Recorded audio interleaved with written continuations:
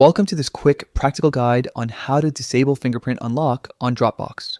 If you've been using biometric access and you're switching back to a password or PIN, this tutorial will walk you through the steps smoothly so you can regain full control over your account security.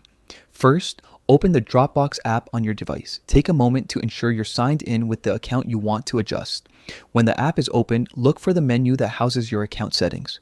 This is usually represented by your profile picture or a small gear icon, depending on your device. Next, tap on Settings.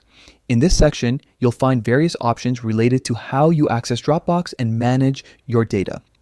Scroll or navigate until you see the security or privacy-related options. The wording might vary slightly between iOS and Android, but the idea is the same. You're aiming to adjust how you unlock the app. Look for Configure Passcode.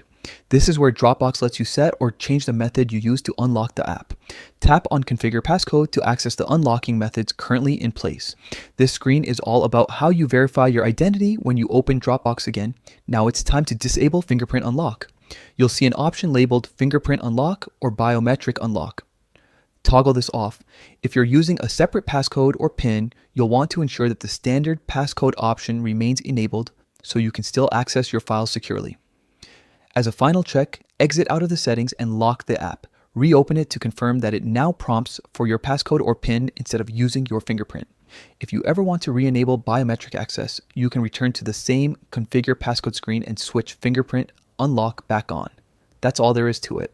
You've successfully disabled Fingerprint Unlock on Dropbox, which can be a good move for those who prefer a traditional passcode or want to reduce biometric dependencies on shared devices.